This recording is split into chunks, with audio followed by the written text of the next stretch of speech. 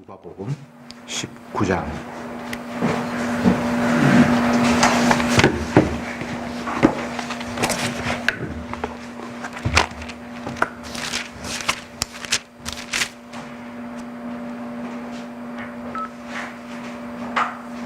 누가복음 19장 28절에서 40절까지 교독하겠습니다. 28절 제가 먼저 읽을게요. 예수께서 이 말씀을 하시고 예루살렘을 향하여 앞서서 가시더라.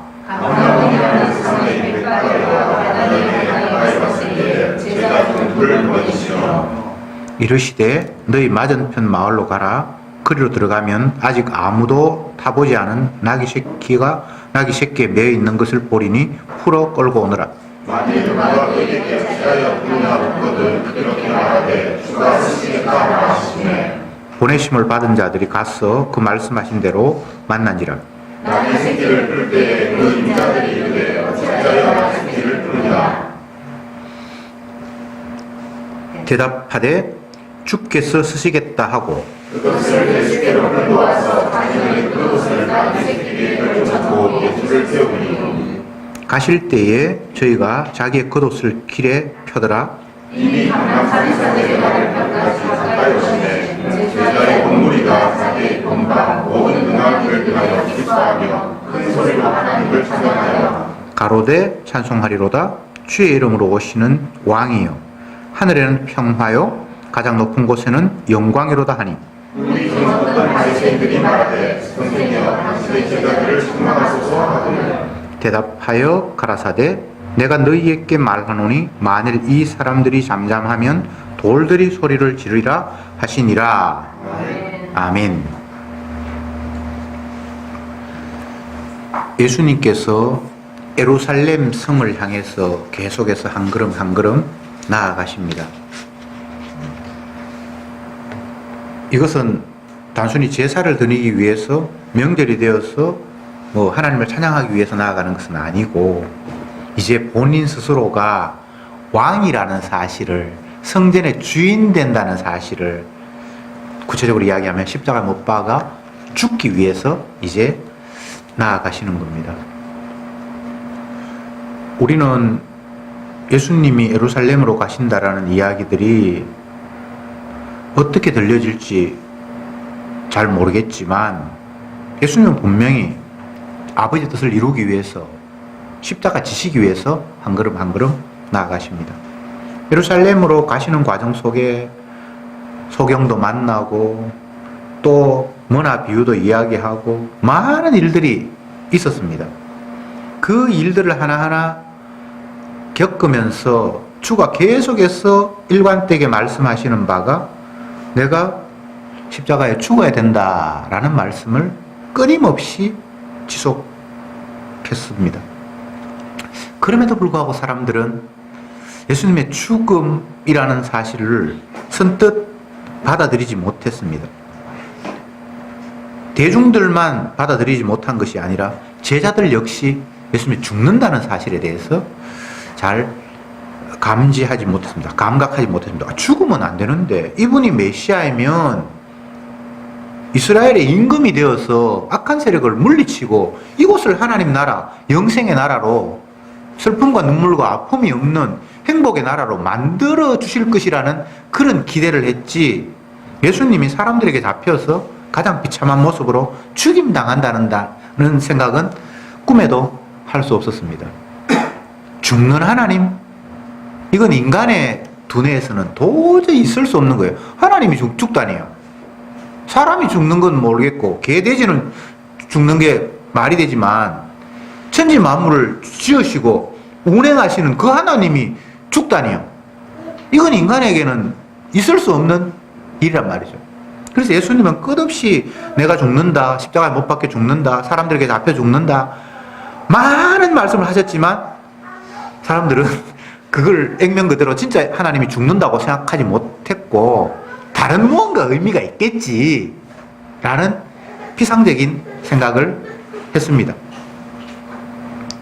어쨌든 예수님은 이제 얼마 남지 않은 예루살렘이라는 그 위치에서, 여기는 이제 감람산, 벳바게라고 했는데 거리가 이제 멀지 않아요. 마지막 예루살렘 성으로 가시는데 예수님이 먼저 제 아들에게 부탁을 합니다. 명령을 합니다. 저 마을 건너편에 가면 사람이 전혀 타지 않은 어린 나귀, 짐을 싣거나 뭐 공식적으로 아직 일하지 않는 어린 나귀가 있는데 그 나귀를 끌고 오너라. 만약 주인이 왜 나귀 함부로 손댑니까? 라고 묻거들랑 주님이 쓰신다고 이야기하면 줄 거다. 라고 하면서 예수님이 제자 2명을 건너편 마을에 가서 사람이 전혀 타보지 않은 짐을 전혀 싣지 않은 깨끗한 나귀를 이제 만나서 끌고 오려고 하니까 주인이 뭔가 이야기했고 예수님 말씀대로 주님이 쓰신다고 해서 그가 줘서 이제 끌고 옵니다. 여기에서 이제 우리가 생각해 봐야 될 것이 예수님이 마지막 예루살렘으로 올라가시는 그 지점에서 왜 나귀를 가지고 오라고 말씀하셨는가? 이것은 스가랴 9장 9절에 나타난 예언의 말씀이 성취되는 과정입니다. 메시아가 이 땅에 오셔서 어린 나귀를 타고 성전으로 나아간다라는 예언이 있어요. 그러니까 예수님은 자기의 행동 하나, 말 하나가 자의에 의해서 뭐 자기가 하고 싶은 대로 그렇게 하는 게 아니라 철저히 약속된 것을 묵묵히 실현하는 과정에서 일어나는 일입니다. 오전에도, 지금도 오전이죠. 성경 공부 시간에 제가 말씀을 드렸습니다만 언약의 하나님, 이스라엘 백성들은 언약을 따라가야 하고 언약이 무엇인지 보여주기 위해서 부름받은 존재들이고 예수님 역시 아버지의 뜻에 따라서 언약을 이루기 위해서 모든 일들을 하시는데 그 언약을 이루는 과정 속에 나귀를 타고 예루살렘 성으로 올라가는 것이 예언이 되어 있기 때문에 본인이 스스로 나귀를 타십니다. 나귀를 타시는 모습은 자기 자신이 왕이라는 사실을 만천하에 표시를 내는 일인데 세상에서는 왕이 나귀를 타는 것이 아니라 말을 탑니다. 근데 예수님은 특이하게 나귀를 타셨고 그것도 어린 나귀를 타셨습니다. 항상 세상이 생각하지 못하는 상황을 연출하십니다. 인간들이 생각하는 하나님은 죽는 하나님은 안 되는데 자기는 죽는다고 하고 진짜 왕이면 폼나게 큰 말을 타고 개선 장군처럼 예루살렘 성을 향해서 나아가야 되는데 예수님은 어린 나귀를 타십니다. 그러면서 나귀를 타려고 하니까 제 아들은 이 상황을 어느 정도 읽고 있어요. 예수님이 스스로 왕이라고 했고 예루살렘 성으로 나아가니까 이제는 예수님이 예루살렘 성에 가서 내가 만천하의 왕이다 라고 선포를 하고 이제 이 땅을 다스릴 것이다 라는 그런 기대를 가졌어요. 그래서 나귀의 등에 자기들의 옷을 펴고 원래 말 같은데 말등에 사람이 그냥 타는 게 아니잖아요. 이런 걸 목을 덮고 하잖아요. 심지어는 그 나귀 타고 올라가는 예루살렘 성을 올라가는 그 길목에 빨간 융탄자를 깔아야 되는데 그건 그 당시에 없고 자기들이 입고 있는 옷을 막 깔면서 요즘으로 이야기하면 이제 왕이 융탄자를 깔고 청와대로 입성하는 그런 걸 생각하면 됩니다. 그렇게 막 해놓고는 그들이 이제 주님의 이름을 찬양하면서 주의 이름으로 오시는 왕이여, 예수님 왕이라는 거죠. 이제 하나님 보내신 왕입니다 라면서 박수를 치면서 막 기뻐하고, 물론 이들이 하나님을 오해하고 있습니다. 죽으러 가는데 진짜 왕 되는 줄 알고 그러니까 서기관들이 예수님을 향해서 하늘에서 오신 왕이여 그러니까 이거 받아들일 수 없는 거예요. 그들의 신학을. 하나님 외에는 찬양받을 사람이 아무도 없는 게 성경에 나타난 일이잖아요. 하나님 외에 누가 감히 영광을 받아요. 그런데 예수님이 하나님 받는 영광을 백성들이 외치고 있는데 아무런 제재도 하지 않고 하니까 예수님을 향해서 하시는 이야기가 당신의 제자들 좀 꾸중하세요. 당신이 정말 율법을 안다면 하나님 아버지 외에는 찬양받을 사람이 없잖아요. 근데 당신이 찬양받으면 돼? 이런 식으로 문제를 제기하니까 예수님이 하시는 말씀이 저들의 입을 잠잠케 하면 여기 굴러다니는 돌들이 나를 왕이라고 찬양할 것이다 라는 말씀을 하셨습니다. 나의 왕됨을 찬양하는 입을 막을 수 없다는 겁니다. 그 이야기는 자기가 왕이 맞다는 거예요. 여러분, 이 본문을 우리가 모르는 바는 아닌데 이 이야기 속에 많은 것을 담고 있어요. 다시 말씀드립니다. 하나님은 인간이 상상하는 그런 분이 아니에요. 우리가 알고 있는 하나님은 죽는 분이 아니어야 되잖아요. 하나님이 죽다니요. 말이 안 되죠. 하나님은 지으시고 만드시고 모든 것을 다스리는 분인데 하나님이 죽어버리면 이건 진짜 모든 게 다 끝나버린다라고 생각할 수밖에 없잖아요. 근데 하나님은 죽기 위해서 한 걸음 한 걸음 한 걸음 다가가십니다. 그런데 스스로 왕이라는 사실을 공표하시면서 나귀를 끌고 오라고 하십니다. 나귀 타는 왕 없어요.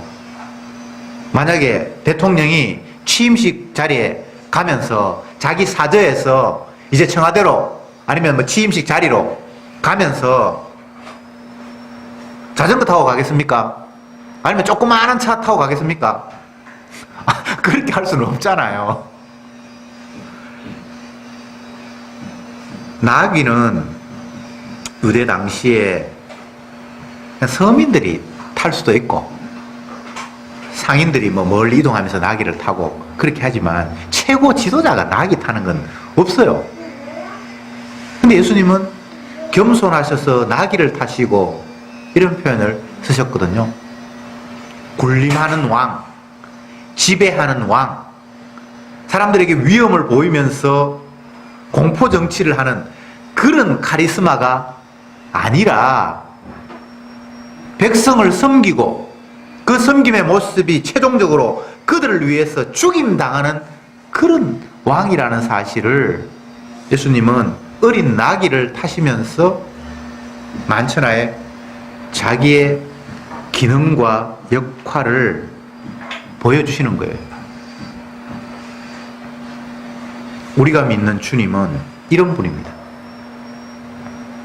만약 저와 여러분이 주님의 증인으로 부름받았다라면 우리의 삶의 모습도 이러해야 돼요. 사람들이 오해하는 것 중에 하나가 예수 믿는 사람이 세상에서 잘 돼야 하나님이 영광 받는다고 생각해요. 그 잘 되는 모습이 뭡니까? 화려한 모습. 그들이 부러워하는 자리에 가야 예수 믿어서 저렇게 됐구나라고 생각하면서 복음이 전파될 거라고 생각을 하는 거예요. 그렇다면 예수님은 이런 모습 취하면 안 되잖아요. 예수님이 처음 이 땅에 오실 때에도 말구유에서 태어나셨어요. 동방에서 별을 보고 이 땅에 온 메시아를 경배하기 위해서 찾아온 그들이 별이 인도하는 대로 따라왔는데 유대 땅에 이스라엘 땅에 도착하자마자 별이 사라져 버렸어요. 내비게이션이 길을 잘 인도하다가 목적지가 완전히 이루어지도 않았는데 내비게이션이 꺼져버린 거예요. 내비게이션 이때부터 있었습니다. 최근에 나온 거 아니에요. 네. 오늘 뭐 많은 이야기한다. 유통기한도 이야기하고 내비게이션도 이야기하고 원래 세상에는 새로운 게 없어요. 해 아래 새로운 게 없어요. 옛날부터 있었던 걸 바꿔서 그냥 반복하는 것 뿐이에요. 별이라는 내비게이션이 예수님이 계시는 말구유까지 딱 인도하면 이들이 그곳까지 찾아가서 황금과 유황과 몰약을 가지고 그 예수님을 경배할 텐데 내비게이션이 유대 땅 이스라엘 경계선에 와서 딱 꺼져버렸단 말이죠. 그럼 그때부터는 어떡합니까? 꺼져도 사실은 별 문제가 없어요. 왕은 어디에 태어나죠? 왕이 말고육간에 태어난 거 있습니까? 인간의 상식으로는 있을 수 없잖아요. 왕궁에 왕의 아들이 왕이 되잖아요. 그래서 이들은 헤롯이 있는 왕궁으로 향했습니다. 오늘 이야기하면 청와대를 향해서 길을 갔습니다. 의도적으로 주님께서 이렇게 하신 거죠. 모든 인간들이 생각하는 왕은 이런 왕일 수밖에 없다는 걸 주님이 만천하에 공개하기 위해서, 그들이 성령의 인도로 별의 인도함을 받아서 왔다 할지라도 그들의 생각은 왕은 왕궁에서 태어나겠지 라는 그 사실을 알리려고 일부러 주님이 내비게이션을 끈 거예요. 그래서 예루살렘 성으로 찾아가잖아요. 제가 지금 무슨 이야기를 여러분이 계속 하고 있는 거 하면, 사람이 생각하는 왕과 진짜 하나님이 차이가 난다는 겁니다. 죽는 하나님, 왕인데 낙이 타는 하나님, 상상할 수 없죠. 그래서 주님은 너희들이 생각하는 거 다 꽝이다, 그거 다 말썽기다, 너희들이 상상하고 판단하고 이해하는 그 하나님 메시아, 그거 다 가짜야, 접어. 그렇게 주님이 이야기하고 계시는 겁니다. 그런데 또 재미있는 것은, 제 아들에게 길 건너편으로 가서 어린 나귀를 끌고 오라고 하시면서 하신 말씀이, 나귀 주인이 있을 거잖아요. 나귀가 들고양이처럼 지 혼자 태어나고 주인 없는 게 아니에요. 나귀는 가축이에요. 사람이 먹이 줘야 되고 길러야 되거든요.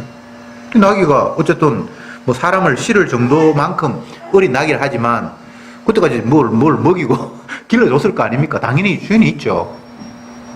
근데 주님이 나귀를 끌고 오라고 하시면서 하신 말씀이, 주인이 임자라는 말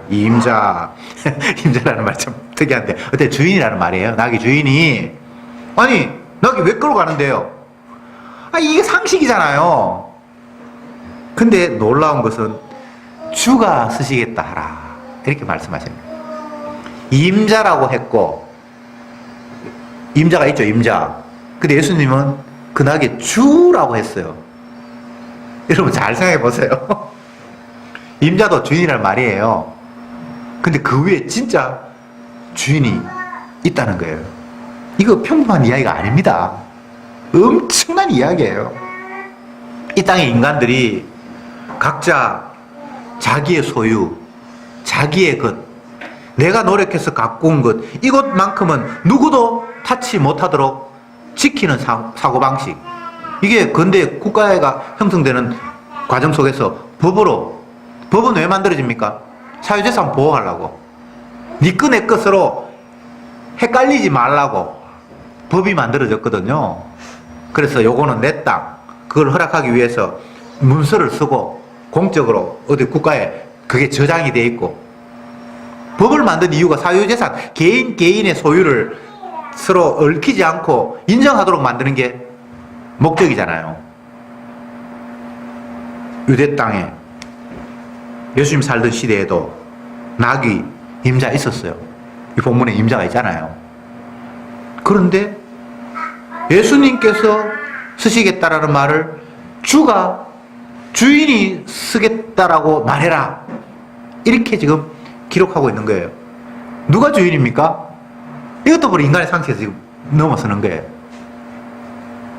예수님은 남의 거 아무거나 빼앗아도 됩니까? 남의 집에 가 이거 내 거라고 밥 먹으면 됩니까?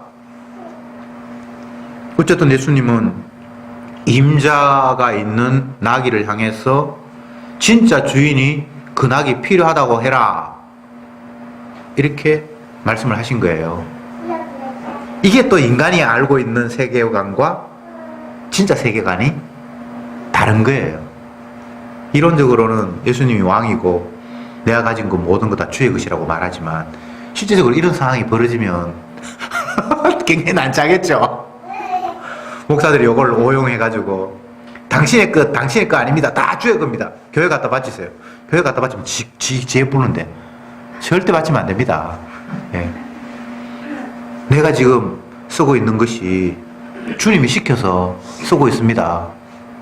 내가 이번 주에 루이비통 1,500만짜리 한 개 살 겁니다. 그렇게 말하면 그 복음이에요. 교회 갖다 바치라고 하는 사람에게 쩔쩔 매지 말고 내가 쓰는 거 이거 주가 시켜서 쓰는 겁니다. 성도는 모든 것이 주님의 것인 줄 인정할 수밖에 없어요. 드라마 대사 가운데 제가 텔레비전 굉장히 많이 보는데 재밌는 거 이런 거 있었어요. 나도 내 마음대로 못한다. 흔히 있는 이야기죠, 그죠? 남녀간에 서로 그 로맨스 과정이 있는데 지도 지 마음을 어떻게 못한다는 거예요. 아, 저 사람을 내가 사랑하면 안 돼. 저 사람은 이미 아내가 있고 그래서 아내가 이미 있는데 내가 사랑하면 뭐 어떡하겠어요. 그런데 내가 내 마음을 어떻게 할 수 없어. 빼앗아라는 이야기가 아니고 안 됨에도 불구하고 안 되는 줄 알면도 불구하고 마음이 그렇게 간다는 거예요. 쉽게 이야기하면 내 마음도 내게 아니라는 거잖아요. 내 마음도 내게 아니면 내게 어디 있습니까?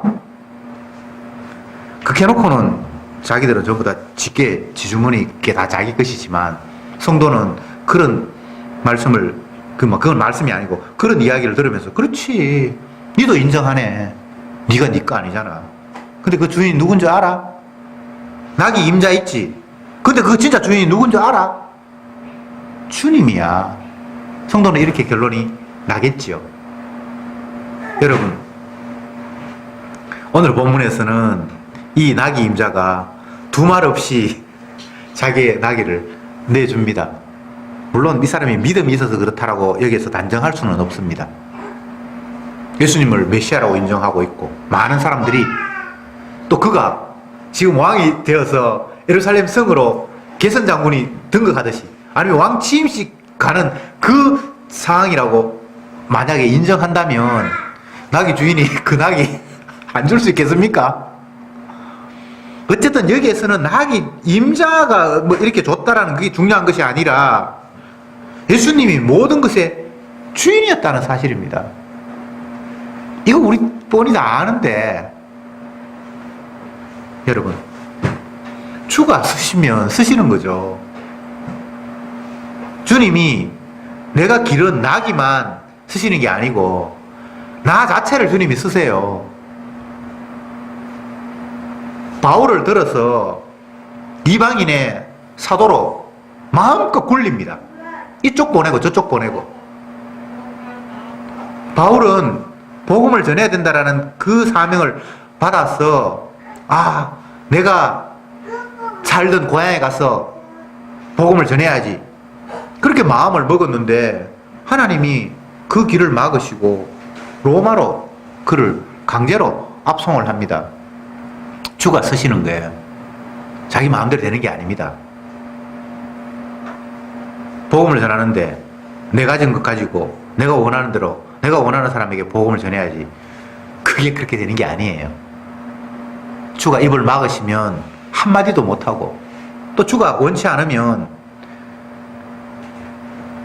요나처럼 다시스에 가서 복음을 전하고 싶은데 주님이 강제로 그를 집어삼켜서 니느웨로 이동 수단도 참 하나님이 별별 걸 다 이용을 하세요. 예. 큰 고기 뱃속에 들어가가지고 원하는 목적지에 도착하는 사람 여러분 봤습니까? 주님이 하시면 무궁무진한 방법이 있어요. 아이고 내 기차가 끊어져 교통편이 다 마비돼가지고 못 가고. 인간은 그렇죠. 근데 주님이 하시면 간단해요. 그래서 복음을 전함에 있어서 주님 앞에 사용됨에 있어서 인간의 환경이라는 것은 문제 없습니다. 아이고 나는 뭐가 안 좋아서 어떻게 됐어. 그런 거 전혀 문제될 거 없어요. 주님이 하시면 죽은 자를 살려서라도 자기 할 일 하시는 거예요. 차 끊어지면 고기를 이용해서라도 하나님이 이동시키는 거예요. 바울이 로마에 전도하러 갈 때에 죄수의 신분이 돼서 심판받으려고 죄수선 타고 가요. 그것도 하나님께서 네가 로마의 가이사 앞에 서야 한다라는 이유 때문에 지금 최근에 태풍이 콩 뭐였습니까? 그거보다도 몇 배나 더 강한 유로굴라 강풍, 성경에 그런 게 있어요. 그건 선장이나 선원들이 배를 어떻게 할 수 없을 만큼 보름 동안 지 마음대로 왔다 했어요. 처음에 풍랑이 일어나니까 선원들이 1차적으로 배를 가볍게 하기 위해서 화물들을 다 배 밖으로 버리고 키를 백날 잡아봐도 안 되는데 사도 바울이 그 사람들에게 걱정하지 마라. 어젯밤에 하나님이 내게 말씀하셨는데 이 배 풍랑 때문에 한 사람도 생명 잃는 사람이 없다고 내한테 약속하셨다. 그 이유가 뭔가 하면 내가 로마의 왕 앞에 가서 서야 되기 때문에 하나님이 내 때문에 이 배 문제 없다고 말씀하셨다. 주가 쓰시는 거예요. 주가. 바울을 살리려고 하는 게 아니고 로마에 가서 복음을 전해야 되기 때문에 주님이. 근데 나중에 로마에 가서 죽어요. 복음 전하다가. 죽는 것도 마음대로 못 죽어요. 정의는. 나귀만 주가 쓰시는 게 아니에요. 나를 쓰세요. 세상 전체를 주님이 다 자기 뜻대로 쓰시는 거예요. 어린아이와 젖먹이 입을 통해서 찬양을 받으시는 주님이에요. 젖먹이가 뭐 찬양을 알겠습니까? 근데 주님이 찬양을 받으실 수 있는 분이에요. 오늘 본문에는 만약 제자들이 주의 이름으로 오시는 이여 영광을 받아서 찬양하는 걸 자꾸 막으라 그러는데 만약 제자들이 말 안 하면 돌들이 나를 찬양할 거라고. 주님은 돌들도 이용하실 수 있는 분이에요. 천지를 지으시는 주님은 해와 달과 별 뭐 할 것 없이 모두를 다 자기 영광을 위해 활용하시는 분이에요. 시편에 보세요. 달이 주님을 찬양하고 해가 주님을 찬양한다고 돼 있잖아요. 천문학자가 아무리 현미경으로 달을 쳐다봐도 달이 주님을 찬양한다고 말하는 과학자는 없어요. 그냥 달은 뭐 달이고 해는 해고 거기서 뭐 빛을 발하고 뭐 열을 낼지는 몰라도 그들이 주를 찬양한다라고 말하는 사람 여러분 봤습니까? 근데 주님의 은혜 안목으로 보니까 세상 모두가 들에 핀 작은 덜풀 하나도 자기를 지으신 하나님을 노래하고 있다고 사도들은 기록하고 있어요. 하물며 하나님의 형상을 담아 지은 인간들이 주님을 찬양하지 않겠습니까? 찬양하도록 주님께서 다 활용을 하시는 거예요. 저와 여러분들은 주님의 나귀이고 주님이 타시는 나귀이고 우리는 주님의 이끄심대로 끌려가는 종들입니다. 이거보다 더 영광스러운 게 없죠. 주님에게 쓰임 받는다는 것보다 더 영광스러운 게 있겠습니까? 옛날 공자는 열심히 공부하고 세상의 이치를 깨우치고 난 이후에 첫 번째 한 행동이 뭔가 하면 임금에게 찾아가서 나를 좀 써달라는 겁니다. 나 이만큼 공부해서 세상의 이치를 이제 깨달았습니다. 당신이 나를 써주신다면 내가 이 민족, 이 백성들을 위해서 크게 일할 겁니다. 근데 안 써줘요. 저 공부를 좀 덜 했나? 이 세상 임금에게도 자기가 쓰임 받으면 그게 얼마나 영광스러운지.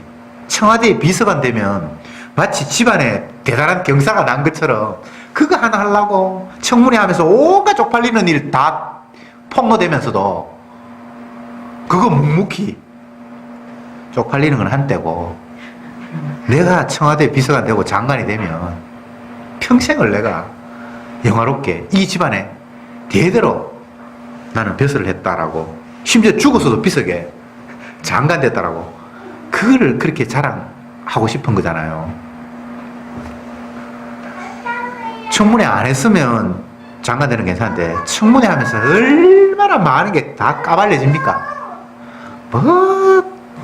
뭡니까?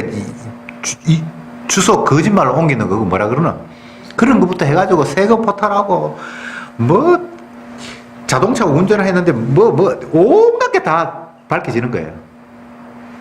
어떨 때는 부끄러움까지 다.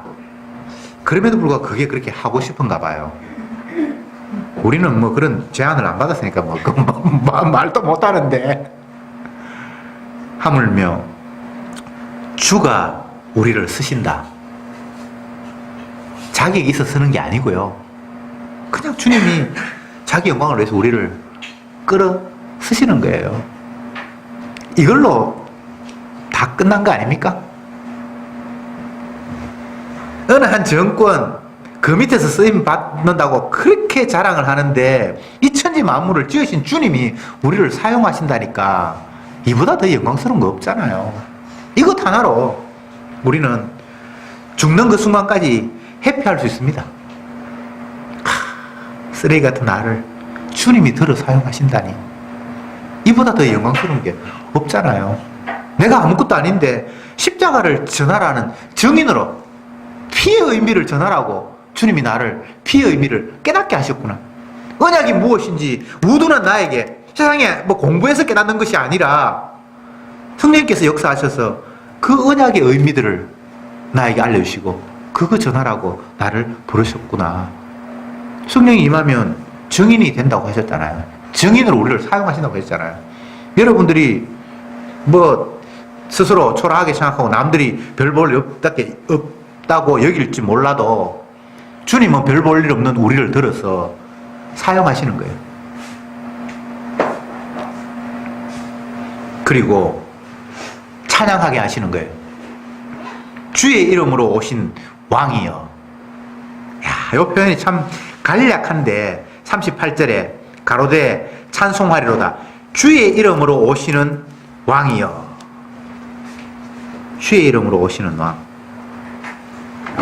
이게 표현이 뭐 그렇게 길고 복잡한 표현이 아닌데 엄청난 내용을 담고 있어요. 예수님은 주의 이름으로 오셨어요. 그냥 스스로 온 게 아니라 주님의 이름으로. 주님의 이름이라는 것은 다른 것이 아니라 언약하신 그분이 보내서 오신 것. 다윗의 왕으로 오신 것. 하나님의 아들로 오신 것. 그리고 그분은 진짜 왕이에요. 만왕의 왕이에요. 모든 것의 주인이에요. 그러니까 당연히 찬양받아야죠. 피조물이 왜 지원받았습니까? 주를 찬양하라고. 이스라엘을 왜 이스라엘 되게 했습니까? 주를 찬양하라고. 하나님을 높이라고. 그러니까 왕이 등장했으니까 모두가 다 그를 경배하고 찬양해야죠. 지극히 합당한 일이 지금 일어나고 있어요. 그런데 그 당시에 똑똑하다고 세상의 지도자라고 사람들에게 우두머리라고 인정받는 바리새인들이 이 상황을 묵과할 수가 없는 거예요. 선생님, 예수님 향해서 주여가 아니고 선생님, 남들이 다 그를 높이 받아들이니까 그냥 이거 보통 명사예요. 예, 누구누구씨 뭐 이런 정도보다는 조금 더 그 뭐 존칭을 쓴다고 치고 주여가 아닙니다. 선생님, 당신도 상식이 있다면 유대인으로서 율법을 알고 하나님의 계명을 안다면 당신이 찬양을 받는다는 게 이게 지금 있을 수 있는 일이에요? 찬양받을 분은 아버지 하나님밖에 없잖아요. 빨리 제 아들을 꾸중하세요. 저지하세요. 이건 유대인의 지도자로서 충분히 할 수 있는 이야기잖아요. 하나님만 찬양받아야 되는데 하나님도 아닌 이 사람이 찬양을 받는다? 있을 수 없는 일이잖아요. 그런데 예수님 뭐라고 이야기합니까? 만약 저들의 입을 틀어막는다면 길거리에 굴러있는 돌이 나를 찬양할 걸? 야, 세상을 이런 관점으로 볼 수 있으면 얼마나 좋겠습니까? 나귀에게 임자가 있는데 그 임자 위에 임자이신 주가 계신다는 사실. 그리고 이분이 왕이어서 모두가 다 그를 높이고 찬양해야 하는 것이 우리가 이 시대에 존재해야 할 이유라는 사실. 이거 알면 세상 다 안 거예요. 뭐 어떤 사람이 열심히 공부해서 박사학위를 받았다고 자랑을 하는데 그 박사학위라는 것들이 정말 세상의 수많은 가운데 자기가 연구한 건 지극히 좁은 부분이에요. 어떤 사람은 개미 뒷다리 연구해가지고 박사학위를 받고. 네. 근데 그 사람도 굉장히 뻐겨요. 인간들이 안다는 것은 얼마나 지엽적인지 몰라요.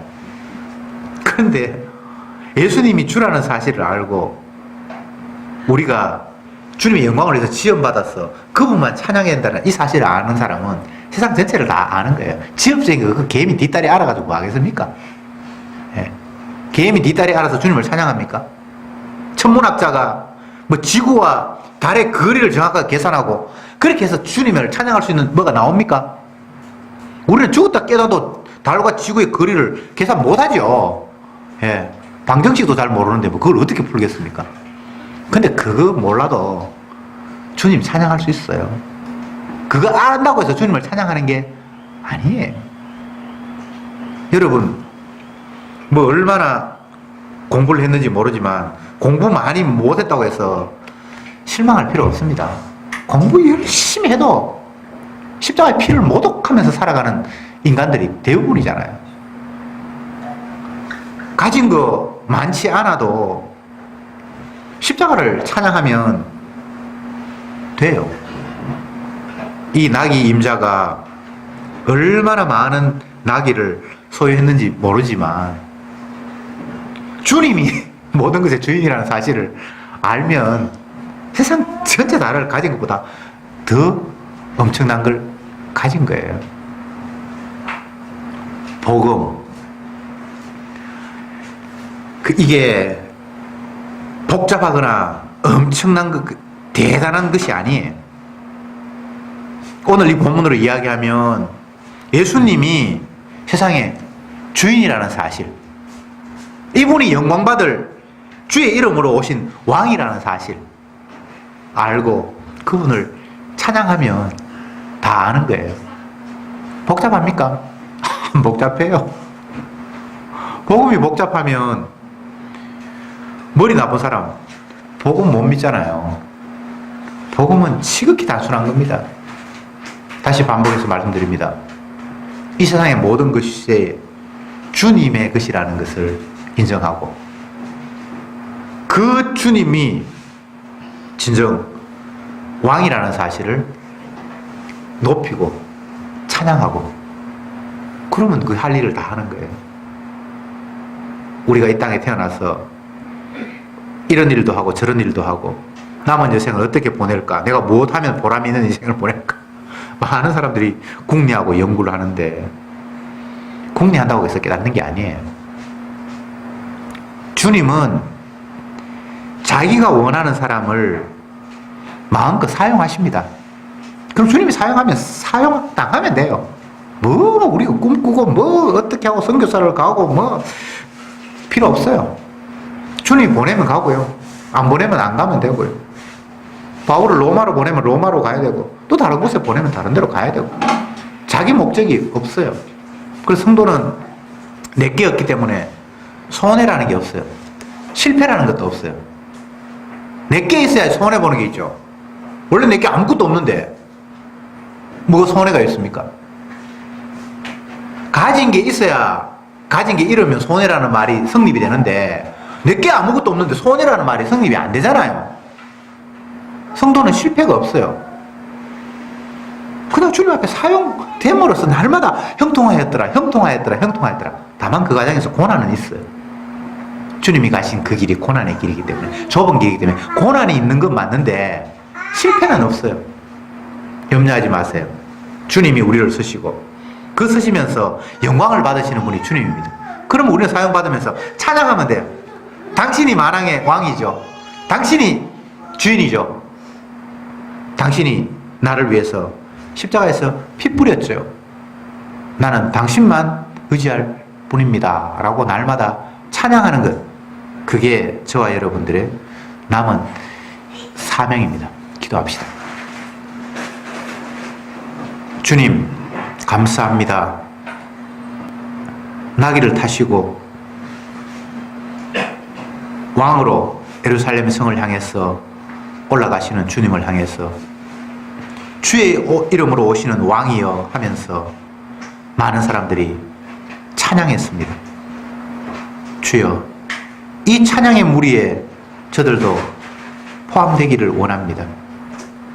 이미 왕으로 이 땅에 오셨고 우리를 위해서 십자가에 피 흘려 죽으셨고 주님 우편에 가셔서 이제 마지막 재림하실 날을 기다리는 저들, 그날이 드디어 온다 할지라도 결코 주님의 약속은 취소되는 것이 아니라 반드시 성취됨을 믿으며 이 땅에서 온전히 주님의 것으로 쓰임받고 그 주님만 찬양하는 저들이 되게 해 주옵소서. 예수님의 이름으로 기도드립니다.